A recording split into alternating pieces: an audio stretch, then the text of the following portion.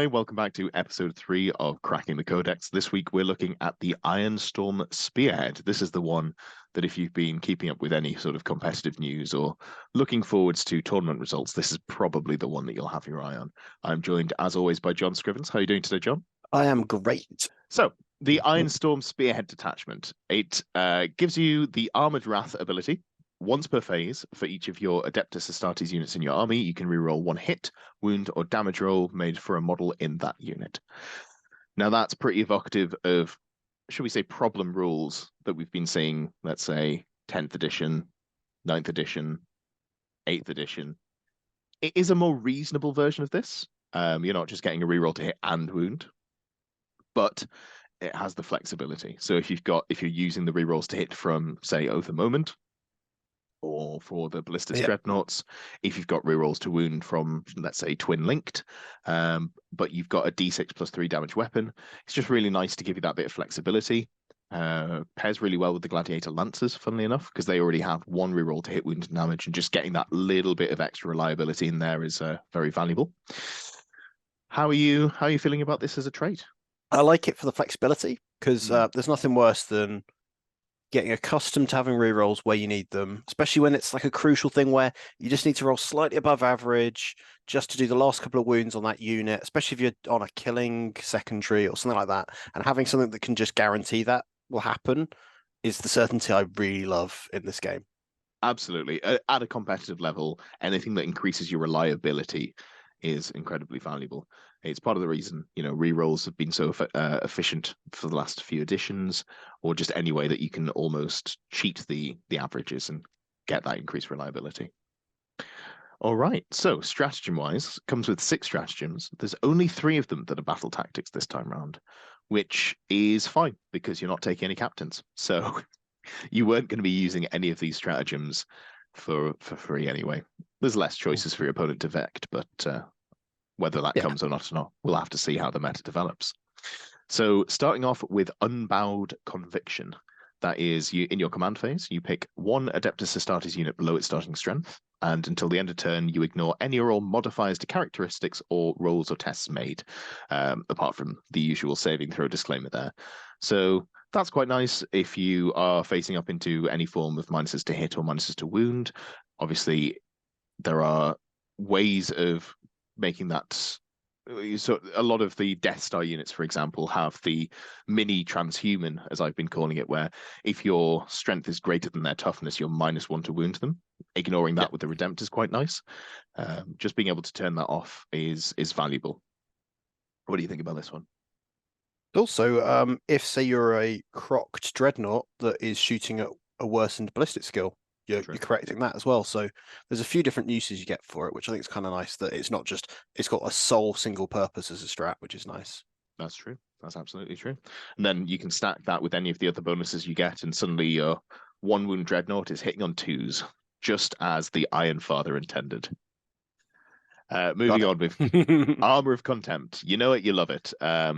It's fantastic. You know where it's even better? When you've got a load of 2-up save units. You know what you're going to have?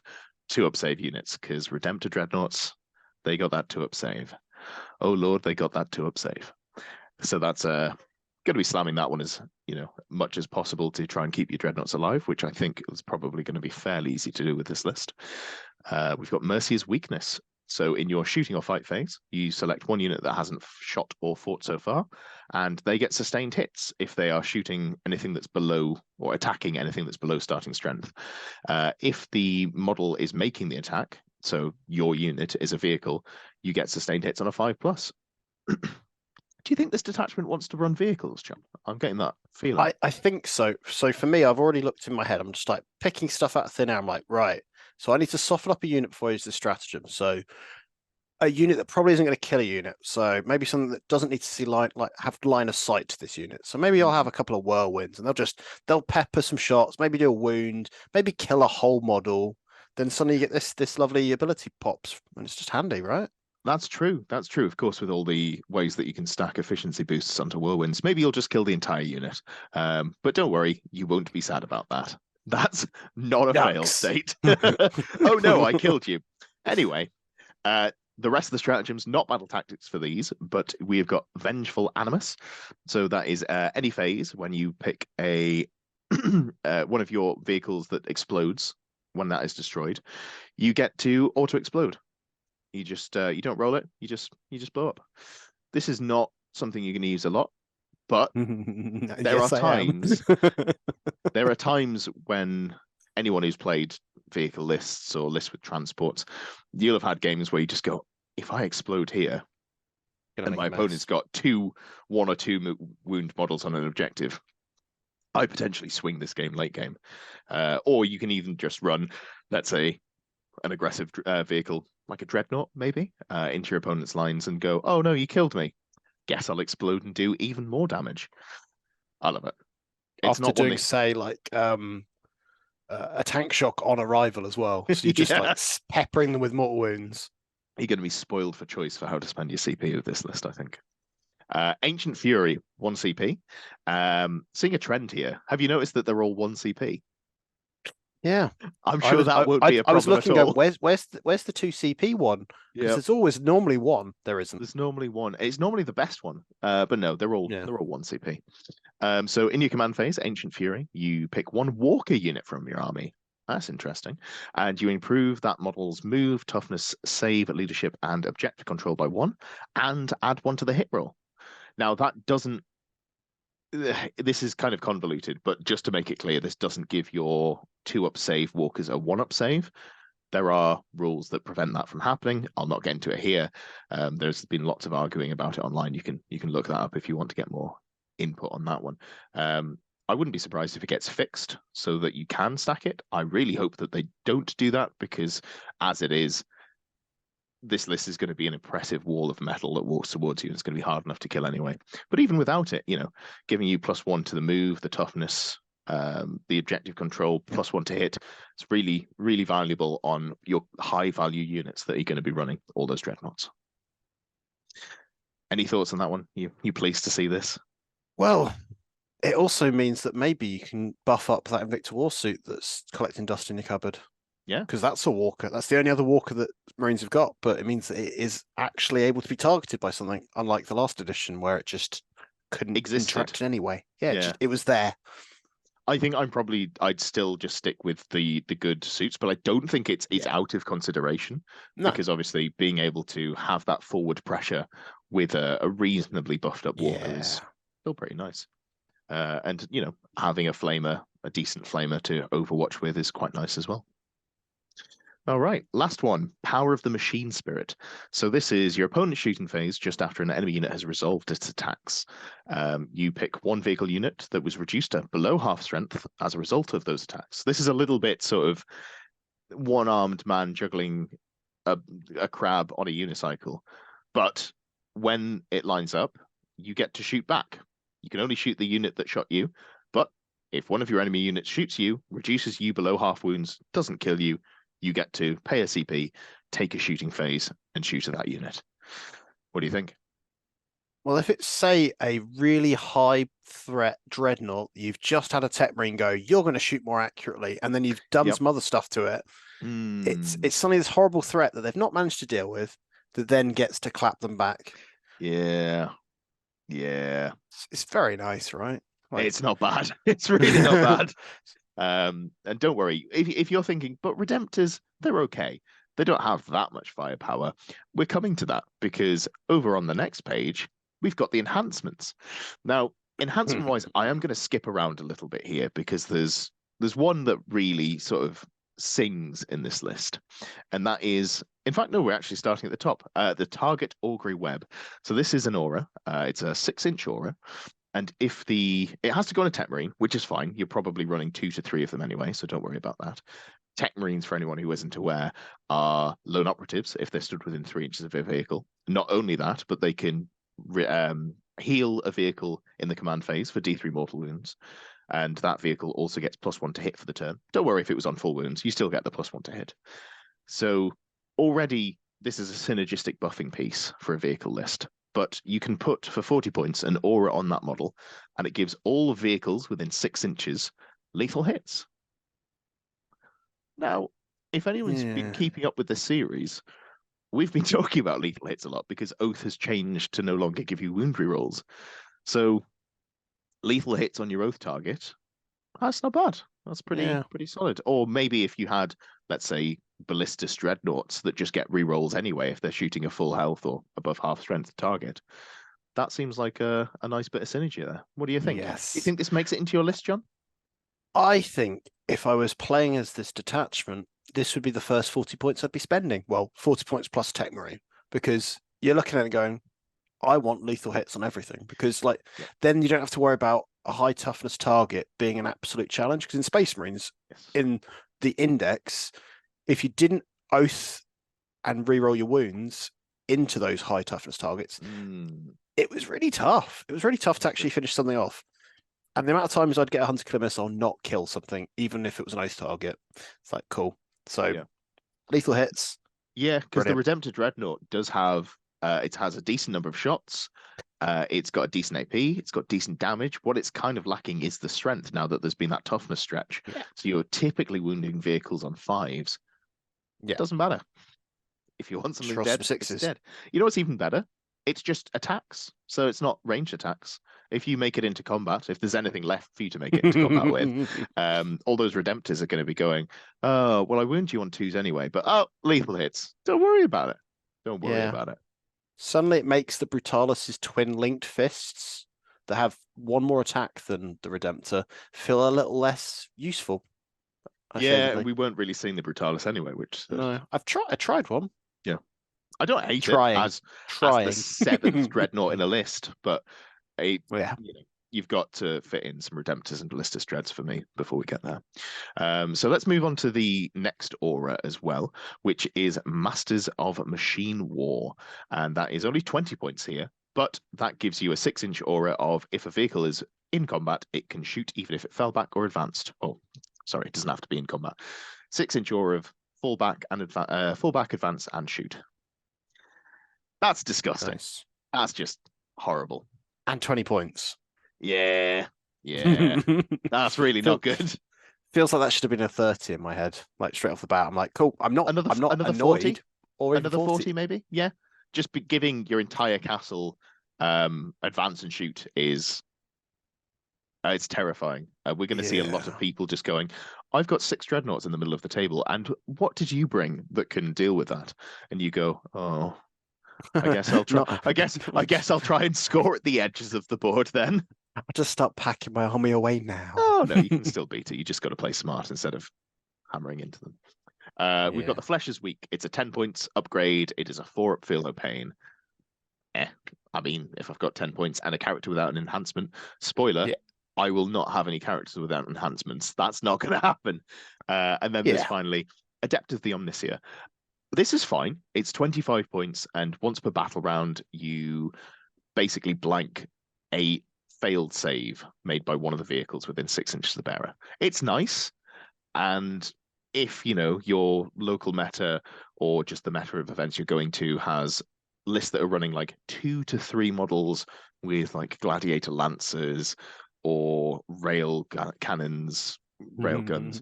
If that's the sort of gun that you're seeing, it's great because you just, they made a save, never mind, it's blanked. But if you're not facing against that sort of threat, it loses some value. So I'm not too bothered about losing this. Yeah, I can see it being the situation where you've got that unit that you've just pumped up, you've given all the buffs, they have to get that one successful hit through, and you need to fail that save for that dreadnought to just be destroyed. If you blank it, suddenly you can go Power of the Machine Spirit. Hello, I'm shooting you back. No one wants to see that. Yeah, that's true. Well, I do if I'm playing it, but yeah, we both. I think that's. I think playing this detachment, we're playing the fun ones. I'm going to play it once. That's fair. Yeah, lovely. Well, let's move on to the list then. So this is an example list. Some commenters have been saying, "Oh, you didn't write a list for insert niche thing here." That's fine. We are going with a generic example list. We're going to trade sort of the most obvious synergies here. If you do want more specific list text, hit us up on Discord. We might respond. We might not. Or hit us up on Patreon as well. Both of these are options. And you can have the Raven Guard Vanguard list of your dreams. Or was it It was I can't remember. completely different. It was Raptors, which are That totally was not it. Raven Guard. They're just green, right? They're definitely not just green. That's not the difference. Fantastic. So, example list. We've got 3 Tech Marines. We've got 3 enhancements. We've just talked about what these do. The Tech Marines will stand within 3 inches of one or more vehicles. They will hand out their buff in the command phase to heal up some incidental damage that they've taken. Positioning with this list is actually going to be a little difficult to get your head around. Once you've got a few reps with it, it's going to be smooth and you'll just do it automatically. But those first few games, you're going to get your tape measure out and go, ooh, I'm 4 inches away from where I wanted to be. That's not good. But we've got 3 Tech Marines. They're going to make the Dreadnoughts hit better, live longer. They're going to buff them up through a variety of different buffs that they have on their enhancements there. Then we've got Triple Ballistas Dreadnought. They're cheap, they're efficient, they get rerolls to hit. You don't have to, you can shoot them at something that isn't your oath target, which is, I think, the most valuable thing about them. I don't like them. I think they're good, or at least decent. I dislike the reliance on swingy damage without any sort of increase to reliability on that.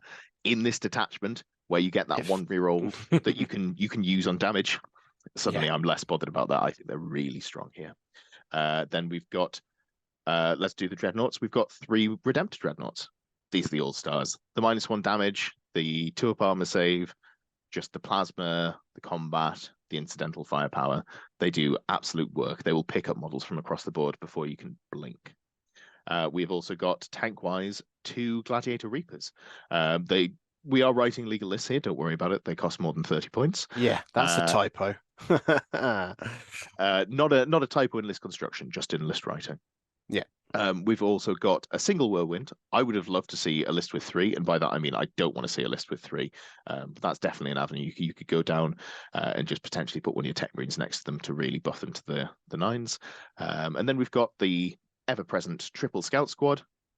So valuable. Every Space Marine list should be starting with these, and a single Inceptor Squad. So John, this is actually John's version of the list. What do you reckon you would be running the Inceptors with in this list, Bolters or Plasma? I probably still would go with the Plasma if I'm not having that realistically. I think like it. It's nice when you're surprising people in their back lines. Yeah, especially with the double Reaper, you've got a lot of anti-infantry firepower in this list, and a little bit of high value, just killing some stuff where finishing something off is always good. So what's the sort of play pattern you envision with this list then, John? I think you have a whirlwind sat on a back home objective. Mm-hmm. You have some scouts kind of in the midfield, and then the Dreadnoughts just move up in little clusters with Tech Marines. Yeah. And then just probably stay on try to be near 2 points. And then because Dreadnoughts have got some good OC, you don't really need to have more than one on a point unless things are going really wrong. But then you have the other guy kind of nearby if need be, and have them kind of shooting angles and making the most of it, but never kind of going too far in. Like, I can't see you getting into your opponent's home objective with this list, but you wouldn't want to necessarily. You don't need to. You just keep them at arm's length and just shoot whatever you can see. Yeah, that makes a lot of sense to me. You may even just sit on one objective depending on the firing lines, and just dare your opponent to come out. Yeah, exactly. Shoot your home objective and then one in the center, and just shoot them off aside. The other objective. This is going to be something that you're seeing at events. If you're playing it at tournaments, you're going to be seeing lists like this fairly regularly. I can see people probably playing without things like the scouts. Mm-hmm. Because people just go, I'm going to play with just vehicles. And I feel like that's a trap, but I'm sure we'll see lots of people going, I'm just going to take more Dreadnoughts. Yeah. Or Invicta Warsuits or something. Yeah. Yeah, I mean, I think the things in here that are definitely open to change are the Gladiator Reapers and the Whirlwind. I could see dropping all of the Reapers, like both Reapers, and putting in more Whirlwinds, cutting some points somewhere to make that happen. Yeah. Or potentially dropping the 3rd Tech Marine. It's great, but it's maybe not necessary as long as you protect the other 2. You can get away with it, especially if you're not running the Whirlwind brick at the back. There's quite a lot of flexibility for what will be a fairly set core, I think, here. Yeah. I feel like it's probably a good style of list for people that do just like to sit still a little bit. So if you were kind of getting excited by the Vanguard detachment, this might not be for you. If you played Imperial Guard and you're upset about the nerfs to non-line of sight shooting in that book, then Don't worry about it. We've got some new treats for you. Well, thank you for tuning in for episode 3. We've got 2 options next week. We haven't decided. Let us know in the comments whether you want us to go fast or stand still. That will be either the Anvil Siege Force or the Stormlance Task Force. Let us know what you prefer, and we'll go by the number of comments on, let's say, Tuesday afternoon. Thanks for watching.